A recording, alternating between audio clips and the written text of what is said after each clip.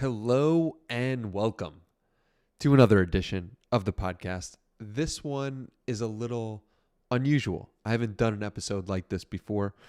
I guess technically the end of the year episode I did to end the 2022, but this is a little bit different. This is going to be the lessons that I've learned from just this month. I'm so excited to do this. I've written up a bunch of notes and I figured I'd go through each episode and pull out a lesson or two or three that were impactful to me. Not necessarily the best thing from the episode, although it could be, but just something that stuck with me and something that I really found valuable. So this is going to be an interesting one. If you enjoy episodes like this, let me know on Twitter. That's super helpful, at @HeyDannyMiranda. And if you get some value from this podcast, please share it with somebody you think will enjoy it as well. Instagram stories, Twitter. I love seeing all the tweets now. It's incredible seeing the amount of tweets. I'm trying my best to retweet as many of those as possible, but text messages, throw it in a group chat. They all go a long way in helping the podcast grow. And if the podcast grows, more and more people will see it. And if more people see it, the guests will continue to get better and the conversations will get better, which will lead more people to see it. And so if you can share this podcast with a friend or in your audience, that would be very, very helpful for me. And I'd greatly, greatly appreciate it. I am really looking forward to hearing your thoughts about this episode. So let's get into it.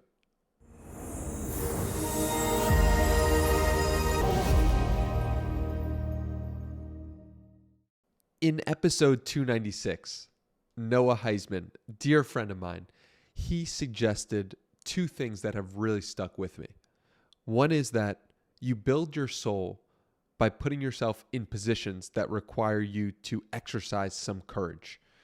This was just an interesting insight because we know how to build the body. You build the body by working out, by exercising. You build the mind by reading or meditating. But I asked him, how do you build the soul? And his answer was a really interesting and insightful one, which is that you build the soul by putting yourselves in positions that require you to exercise courage. So that could be doing some sort of like reading longer than you normally feel like you can, meditating longer than you feel like you can, running longer than you feel like you can. Just anything that requires difficulty of both mind and body, I guess. Although it doesn't have to be mind and body, but an interesting insight there. And then another insight from Noah was that there's a price we pay for not believing in God. Never really considered this possibility before, but his point was that if we don't have an ideal to look at, it harms us in some way. And personally, I don't know where I stand on this, but I personally found it insightful to think about there's a price we pay for not believing in an ideal of some sort. Episode 297 was with Aaron Alexander. The big takeaway I got from this episode, there were two. One is that I just really admired the way Aaron looked at himself, how he was willing and trying to really understand and dissect himself to the deepest level. You don't often see that in human beings. And so for Aaron to go this deep, it was really remarkable. He was willing to go on a silent darkness retreat. He was willing to do therapy and go really deep into his own mind. Another insight that I gained from this conversation was interviewing your family. Just an incredible way to get to know yourself better. I guess this is going into understanding yourself as well. It's like if you interview your family, you can understand where they came from, how some of the patterns that they've existed with are still coming about in your own life. And so I highly recommend this practice. It's one I've interviewed my grandpa and my grandma, but I would also like to interview my mom, my dad, and my brother because I just feel as if there's so much to gain and so much wisdom to be had when both parties know that this is being recorded and that this is real and that the mics are on and there's a potential for your grandchildren or your great-grandchildren or for generations in the future to listen to this. Similar to how back in the day, people really took seriously the idea of a photograph. Well, similarly, people will really take seriously the idea of having a recorded conversation or interview because they know that this might be an artifact that is preserved through the test of time. So that's a practice that I had done before this interview with Aaron, and something that I would like to instill further. And this push by Aaron really helped solidify that is something that I would like to do more of, interviewing my family. Episode 298 with Justin Welsh. The big insight that I got from this episode was the definition of enough. Like, he really has a clear idea and a clear picture that there are certain things that are enough for him. And he has a good understanding of himself. And it's really cool to witness. He also pointed out this interesting thing called shiny outcome syndrome. Not shiny object syndrome, but shiny outcome syndrome. It's when he noticed that there were other people who were doing really cool things, and he found himself wanting to be attached to that outcome. And it just makes you consider in your own life, where are the outcomes that you see other people achieving that might make you jealous or envious, and that you might be going after just because you saw somebody else achieve some sort of shiny outcome? Worth considering. Episode 299 with Morgan Housel. Morgan is such a wise guy. And a few things stood out from this episode. One is that there are downsides to fame, and the way in which I was able to ask him about, how was it to be on the Tim Ferriss show? That must have been an incredible experience. And he's like, honestly, that wasn't even in the top 30 most interesting things that happened to me that day.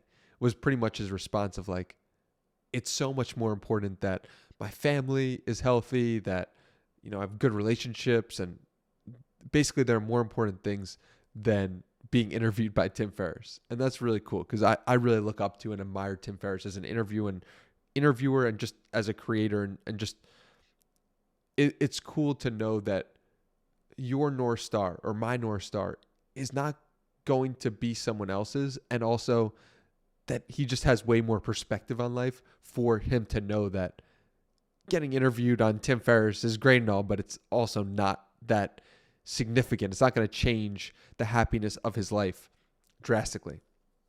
And maybe you need to be interviewed by Tim Ferriss to really understand that.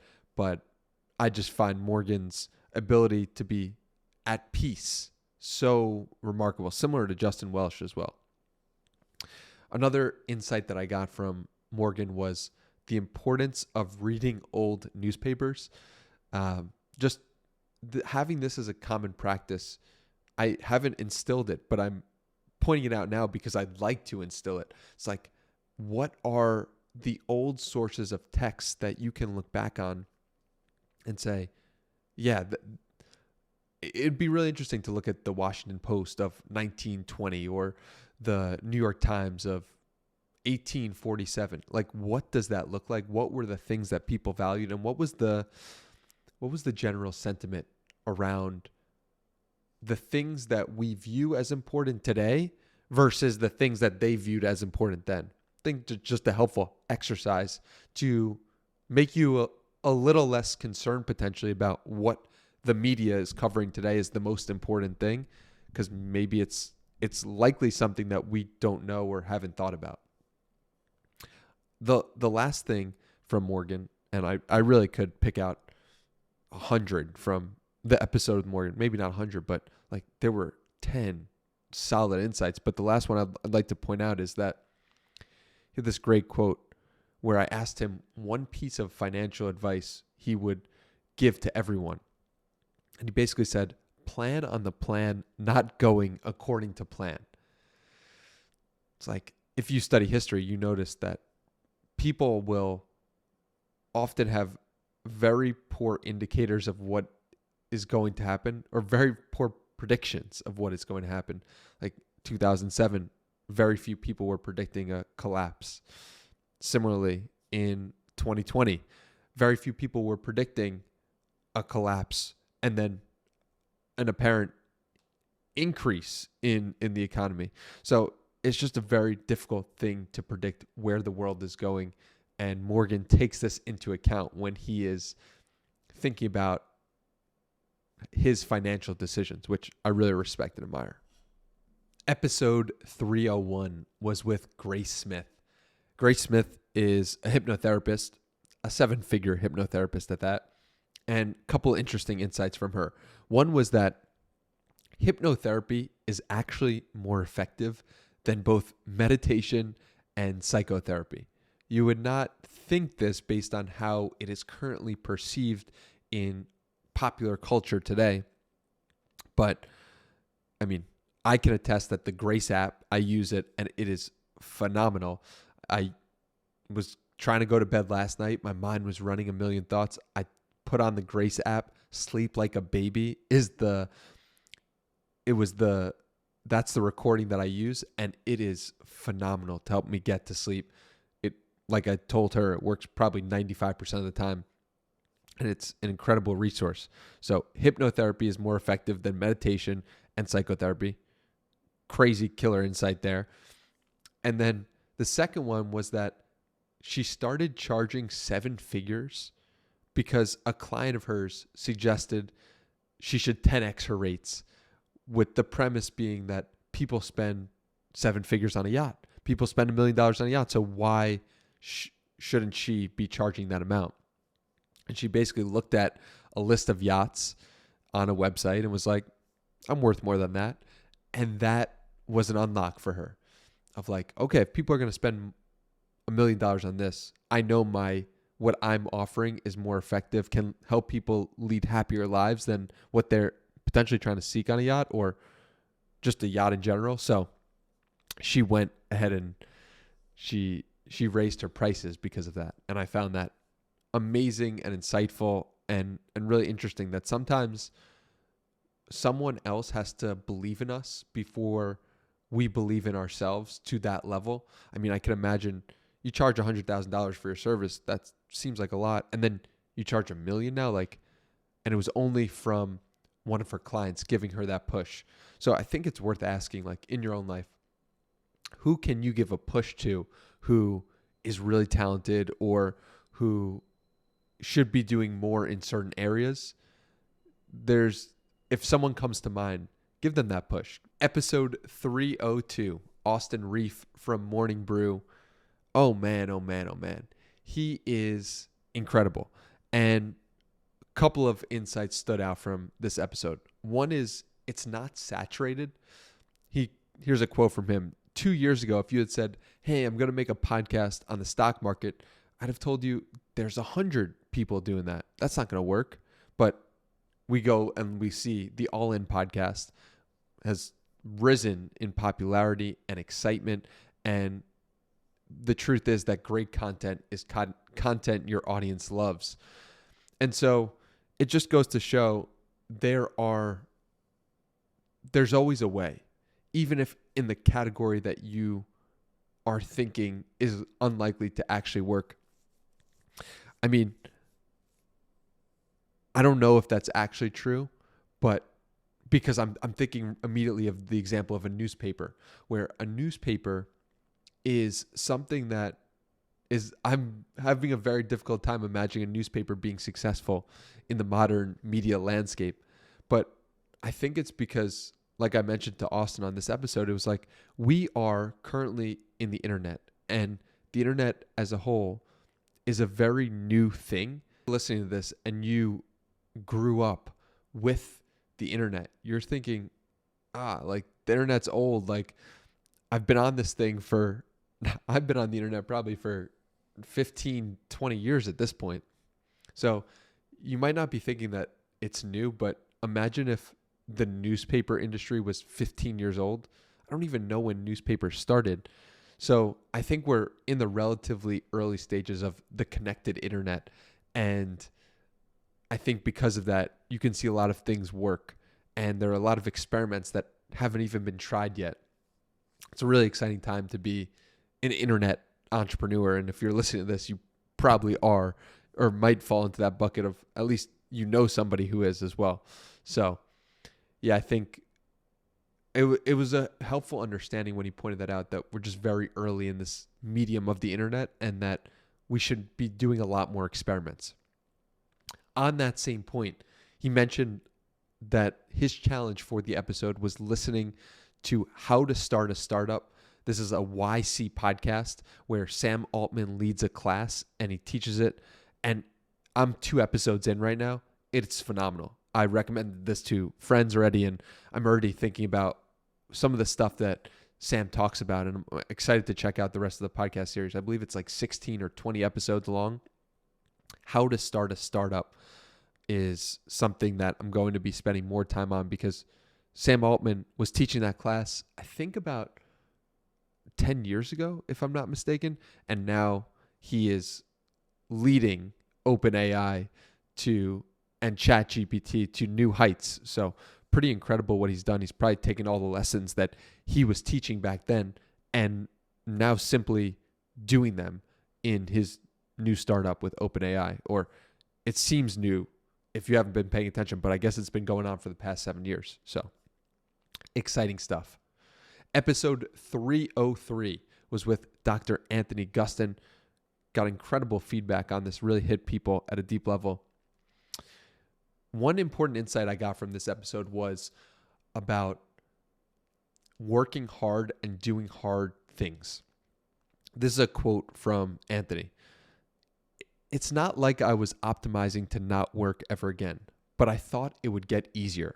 What I'm actually realizing is if you do harder things, life is easier. I think in a world that's raised by the internet, we have been trained to optimize and make things more efficient. He's going back to a farm and he's doing hard physical labor. And I think there's something really important about this, about just doing hard physical demanding things. That might be an obvious thing to some, and I've certainly heard that before, but just the way he put it and his framing of being an internet entrepreneur and now him being somebody who is trying to get back to the roots of what a human being is like. It's wild to think that for Dr. Gustin, it's like almost like life has gotten so easy that he's now seeking the difficult. And it makes sense, but when he put it like that, it hit me at a deep level. Another insight from Dr. Gustin was about going to meet a small farmer near you and understand where your food comes from. This is not something that I've done, but me highlighting this is a good reminder for myself to hit up the Meat Mafia boys. Shout out the Meat Mafia podcast. Great guys. They're living on a farm, and I would love to head out there and really understand like what it's like to live on a ranch and meet some of the people who are farmers as well. It can be a really insightful practice to have. Personally, I feel like it would help lead to more appreciation for the food that I do eat. I'm also trying out Dr. Gustin's new, it's like a meat service. It's like a local to Austin. So you could check out Dr. Anthony Gustin on Twitter. Send him a message. Let him know that I sent you if you're in the Austin area and you would like some local meats as well. I also don't know if that's public or he did do a tweet about it. So yeah, send him, if he's still taking orders, send a message to him. Episode 304, Brian Peters, former NFL linebacker, dropped some high performance secrets on us. We talked about journaling. We talked about sauna. We talked about breath work in that episode. But the most impactful thing that I took about from this episode was about putting yourself under the spotlight. How fast can you take an idea and get it out into the world? How fast can you get going and stop wasting your time by planning, by procrastinating. I mean, this is something that I've always kind of been pretty good at. I just have the idea. I put it out there. I put it out into the world. I get feedback on it. If it's meant to be, it'll be. But if you are in this mindset of, it's always got to be perfect, next time, next day, push it off, nothing really good will get done. And maybe there's some benefit to that, but personally, I'm of the opinion you got to put yourself under the spotlight. You got to make it difficult. And if it's difficult for you, really try to put yourself out there. Another quote that I have from Brian Peters is, the reason why we're scared to put anything out into the world is because we're uncertain of what we'll get back. So this kind of talks about the reason why people don't put themselves under the spotlight. It's like, we're uncertain. If we put out that blog post and no one responds, does that mean that we are unimportant? Well, I personally don't think so, but you can trick yourself into believing that, right? Like, you put out your podcast, it gets 10 downloads. You're like, well, only 10 people care about me. Like, what's wrong with me? Like, you could get into that spiral. One helpful thing that that really hits home for me is that what we are today is not who we will become if we put in consistent work and action into something. I've been doing this podcast now almost 2.5 years.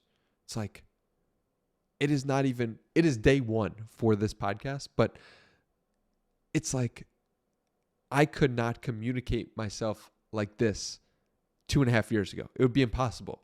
It would just be a different person. I didn't even want to put video onto the episodes because for the first 38 episodes, I was scared of what a video version of myself on YouTube would be. But then I was kind of forced into it. I was forced into putting myself under the spotlight when Gary Vaynerchuk agreed to come on, and I was like, I'm going to have to do video for this episode. I'm going to have to suck it up. Point being, your ability to do things is going to change the more you do them. And the reason why we're scared to put anything out into the world is because we're uncertain of what we'll get back. It's like, you might not get anything back on day one of you putting out a new blog or you putting out a new podcast. But if you can find a way to claw through to a year in, to 2 years in, to 3 years, I don't even know what 5 years of this podcast will look like. Could be incredible, right? It's given me so many opportunities already. Why would I believe that anything else would happen if the first 2.5 years were me growing this platform? It's like, we have to keep going. We have to keep pushing. And the pushing of the next 2.5 years, my guess is it'll be slightly easier than the first 2.5 years because we've done so much work to solidify the brand, the podcast brand, and to solidify treating people right and doing the right thing and giving everything you have in every interview. It's like, I've done that now. So people know that. They know that they can expect a certain level of quality. And so, yeah, you might not get anything back on day one, but that's okay. Continue doing the work. Continue putting your head down. Continue trying to make connections.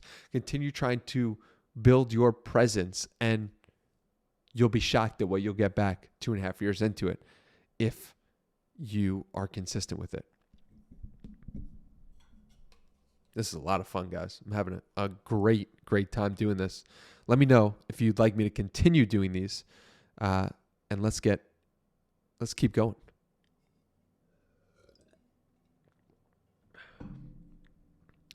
Episode 305, David Perell. David Perell interviewed me, and I'm really grateful for him doing that. He didn't have to use his new studio, and he had producers there. It was the closest thing to a TV show that I ever felt like I've been on. But it was incredible, and his questions were deep and thoughtful, and that was the first takeaway. First takeaway was that it's important to ask weird questions as an interviewer, because the weird questions will actually unlock parts of the brain that people normally don't go. and it will be insightful, not only for the audience, but also for the person being interviewed. So it was a good reminder to ask weird questions. And a couple of examples of weird questions that David asked me were like, what's your favorite ethnic food? Or what would you do if you had a day in Manhattan? It's like, you can really get or what are you doing on Tuesday at 7 a.m.? He asked me those questions, and if you're interested in my answers, you can go check out episode 305. But it was a good reminder as a host of a podcast to ask weirder questions. Another thing that I took away from this was about negative voices. And I got a couple of comments about my response to David when he asked, what do I do when I get negative voices in my head? And I told him, honestly, I don't get negative voices in my head. And so what I'd wish I told him in that moment was that it wasn't always the case, that there was a lot of times in my life when I really felt negative voices, and that they were strong, and that they were powerful, and that they overtook me, and that I couldn't believe how different it felt to be in my mind today versus, I don't know, 3 years ago or 4 years ago. So I've definitely dealt with negative voices, but it also reminded me that who we are today, who I am today, this has just been my experience, is really just a reflection of the things that I've been doing for the past month or 3 months. I like to call this the 3-month rule. Who you are today is 80% based on the actions you've been taking for the past 3 months.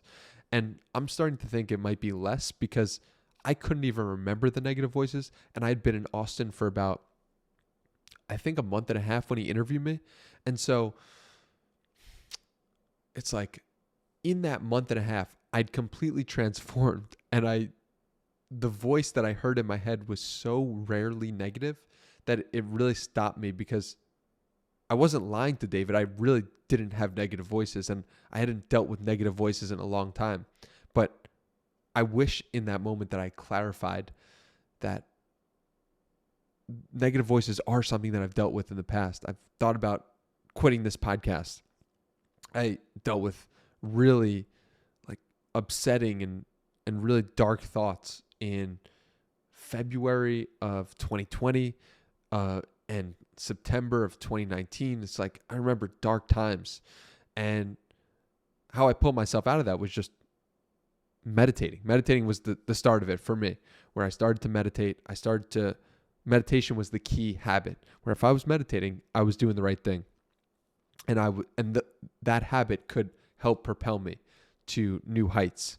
And yeah, I mean, that's not going to be the case for everyone. Everyone's got to figure out what works for them. But for me, I started doing 20 minutes in the morning just with a timer. And that was a game changer for the negative voices. And mainly because I think I just could recognize them for the first time. If I could recognize the negative voices instead of being consumed by that thought or those thoughts, I could actually let it be. And some beauty in that. Episode 306, George Heaton. And this is the most downloaded, most shared episode of the podcast this month. George is remarkable. The way he's able to combine both artist and warrior is amazing. Like, it really inspired me to take, and he's also so mission focused. He's so focused on building the greatest brand he possibly can. And he realizes that everything he does is a reflection of that. Super cool. Super exciting to have him on for a second time. Check out episode 147 if you want to hear George on the podcast for the first time. That was a year and a half ago, and it's cool to see and reflect on how much I've grown as an interviewer in that time. Like, it's remarkable what consistent work can do to create a new outcome in your own life. Like, that's just proof of it. So check out episode 147. Check out episode 306. Some of my most important takeaways was, one, what made this episode for me was the mutual appreciation both George and I had for each other. Because of this, it was a connection. It was a working together. It was a building together for this episode. It was a conversation where we were both adding to it. And that laid the foundation. But then a couple of quotes that really stuck out to me. One was a quick one. The more you do something, the more you fail, the more you get better, the more you win. So the key to winning is failing and doing. So this comes back to what I was talking about with Brian Peters, is like, you need to put yourself out there. You need to get under the spotlight in order to get the reps. Once you get the reps, then you can get better. And once you get better, you can actually win. I've done 310 reps of this podcast now. Hopefully we do thousands, God willing. And so that's an important piece to remember. If you are failing at something, it's like, that's a key part to you winning at something. So it was a quick line. He said it really fast. I pointed out in the episode, I was like, we got to clip that. And I'm doubling down on that right now, because the more you do something, the more you fail, the more you get better, the more you win. Winning comes from doing and failing. And then you get better. You have to think about how you could possibly get better at that thing, and you will. So that's a great quote from George. Another one. This was about George as a young business owner. He was not nice. And then it switched. So here's the quote from George. As a young business owner, I was always angry. Angry because the product wasn't right, or angry because the team wasn't right. And that would turn my mood from not being a nice person to being a nice person.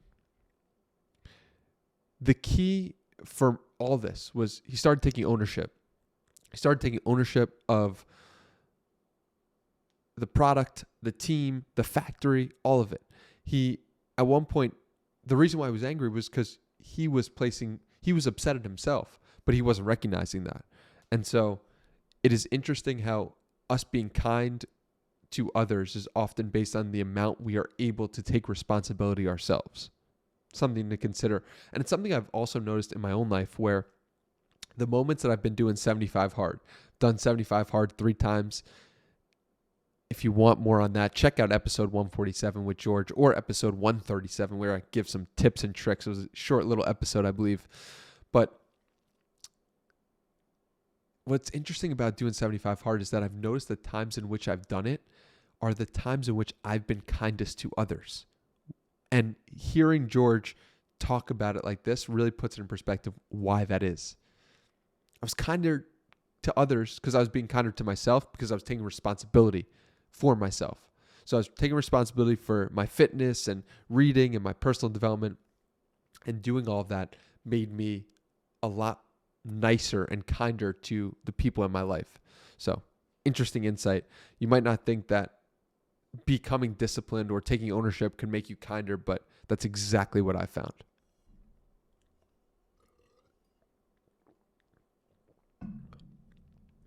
Episode 307 with Elliott Bisnow.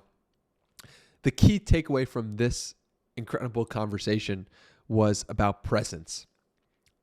Elliott Bisnow has spent time with Jeff Bezos, Richard Branson, Eric Schmidt, Google CEO. And the common takeaway he had from them was that they were very present people. They were able to be there with somebody. They were really able to connect deeply. And Elliott says he was with Jeff Bezos and he didn't even take out his phone one time throughout the entirety of his day.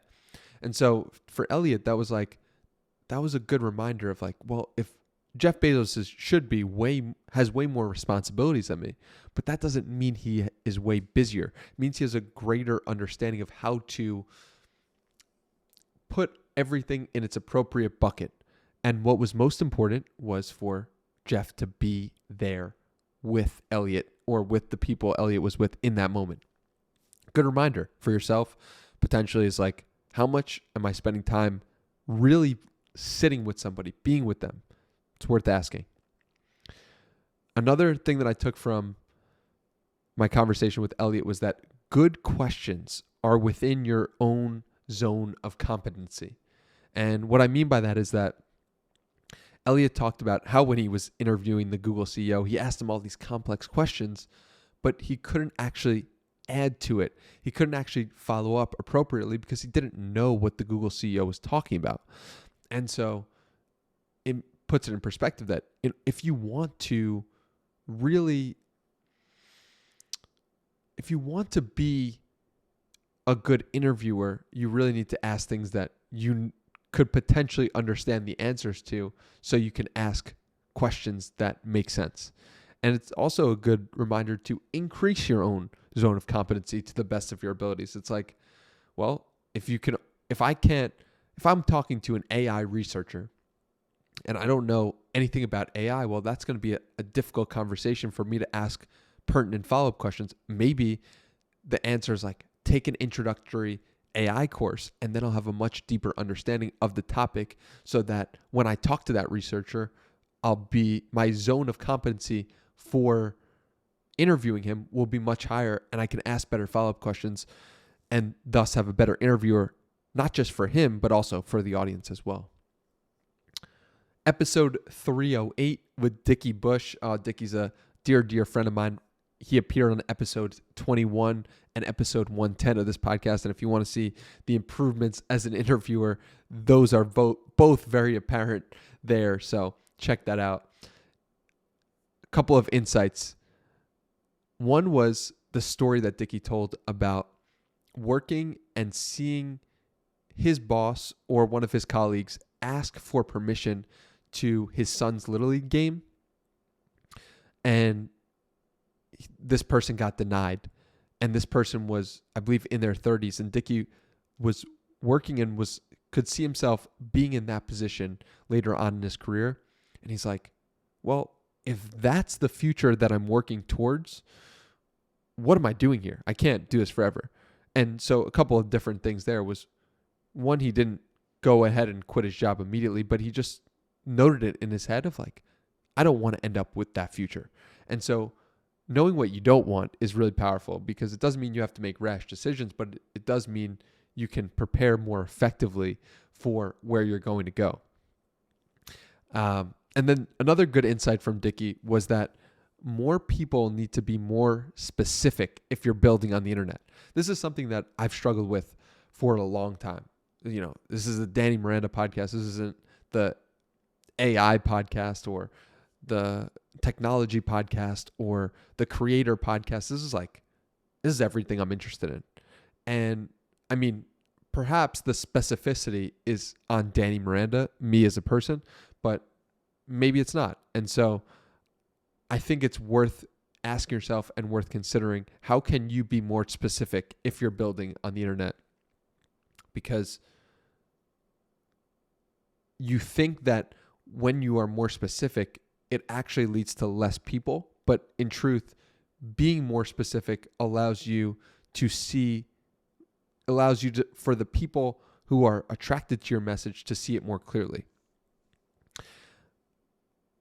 I also really loved the insight I had around leaders shouldn't be measured by the amount of followers that they have, but instead by the amount of leaders that they create. I probably heard that from someone smarter before, but it came up in this conversation, and that was a really powerful moment for me personally. And our final episode, this one was published just yesterday, or now I guess it's technically on Monday. Yeah, so yesterday it is. That is episode 309 with Bryan Johnson. And Bryan is a fascinating guy. He had so many insights that broke my brain that it was just, this is a good example of talking to somebody who is potentially outside of my own zone of competency. And that's why I stuck to topics that I hopefully could follow up on, like topics about happiness and topics about parenting, but just things that I was more familiar with, because his his own level of competency and his own level of knowledge and intellect is vast. I mean, this guy is working on incredibly complex problems and projects in terms of blueprint and kernel and the OS fund. And it's just like, there's a lot there that I personally don't understand. And so that didn't stop him from dropping some incredible nuggets. He's such a thoughtful guy. But here are a few.